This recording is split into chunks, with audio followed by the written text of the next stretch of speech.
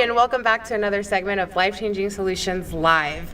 As one of the awesome things that happens during a live recording is that, we are having some technical issues, but thank you so much for hanging tight on that.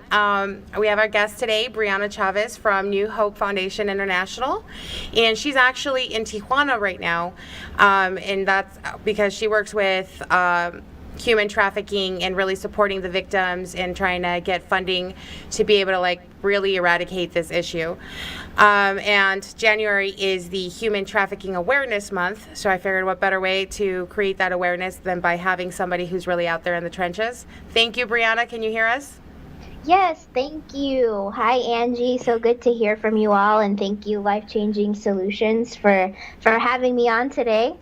You're welcome. Well, thanks for bearing with us in these technical issues. But so, as I mentioned, it is Human Trafficking Awareness Month. And what is it that you guys do out there? What is human trafficking about? Sure. So, did you want me to answer that in terms of the work that we're doing out here in Mexico or in Vegas, or both? Both. Really what human trafficking is as a whole, because that's a global issue. Right.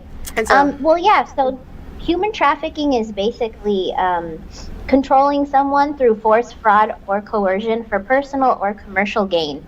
So a lot of times when we hear about sex trafficking, we're thinking about, women on the streets, prostitution, that kind of thing would be considered a form of human trafficking if there's force, fraud, or coercion involved. Also, labor trafficking, sometimes we think about people that may be working in the agricultural sector that are being paid very, very, very low wages. Maybe they were lied to, being told that they were going to get paid something and in reality are being paid almost nothing. So that could be another example. That's a very basic definition for what human trafficking is. Mm-hmm. And so, and if you can share a little bit about the work that you're doing both here in Vegas and in Mexico.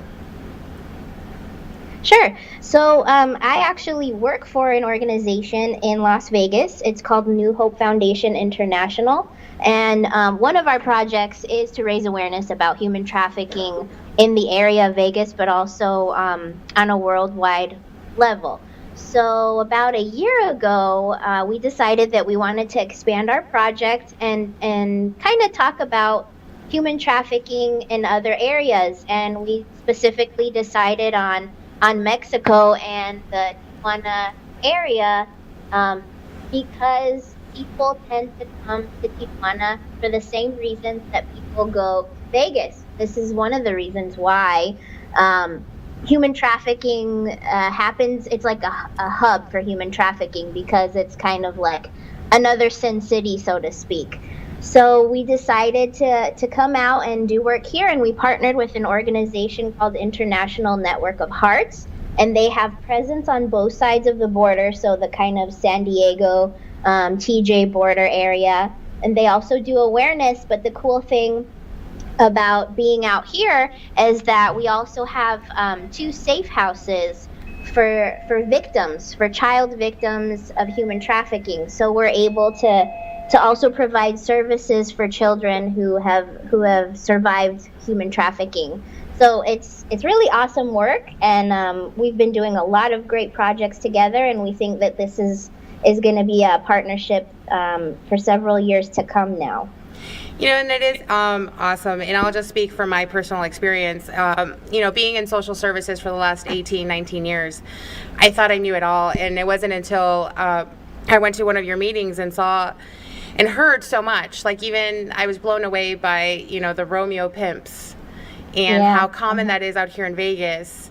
Can you speak into that? Sure. So, one of the things that we do at New Hope is we do these trainings, and I think Angie's talking about our Human Trafficking 101, where we mention one of the popular ways that and this is typically young men recruit young women into the game. And they're called Romeo pimps. And so basically what they do is approach a young girl as they would pursuing her as a boyfriend, right? So they spot somebody out, typically who, maybe seems to be alone a lot. They'll be watching them around school. Do they walk home alone all the time? Do they seem to not have a lot of friends? And kind of approach her and say, hey, what are you doing? And then start to get to know her slowly and make her all these false promises, find out what it is that she wants out of life, what she's lacking at home. Maybe it's a missing father figure, that kind of thing. And we'll create a relationship, a trusting relationship. And once that trust is there, and after some time has passed, then the Romeo pimp will maybe say something like, baby, I want us to have this life together. And in order for us to do that, we need to start making some money so that, we can move, we can have our own place. And, my friend said that if you have sex with him, he's going to pay you, blah, blah, blah. And it's okay. It's okay because I know you're doing it for us. You're doing it for us. So, this is just one way for us to get some money and it's fine with me. And then she may start like that. And then it'll happen again and again. And then the minute that she refuses, then he completely flips the script and shows his true colors. And he'll become abusive in that moment. And he'll, say, hey, you know what? I know who your parents are. I know where you live. I know this. And threaten the livelihood of those around her until she agrees to do it. And then by that point, it's too late. She's already in the life, in the game. But we do see a lot of that in Vegas, that a lot of the girls that are working do have Romeo pimps and believe that they are in love with their pimp, even though they're suffering all that abuse. And that's one of the things that really just blew me away, because a lot of us often think like, oh, that can't happen to me. Human trafficking, that's not an issue that's happening in my backyard, and this is something that's happening to our children. They're being recruited right out of high school, junior high, and by men who are young enough to be able to seduce them and get them into the lifestyle. So it's just really something to be aware of. And then, but again, human trafficking is a big issue. Something else that I was blown away by, I had the opportunity to go to one of the safe houses out in Tijuana, and, I saw, girls from like 6 years old all the way to like 15, and was just like shocked that even a 6-year-old can be,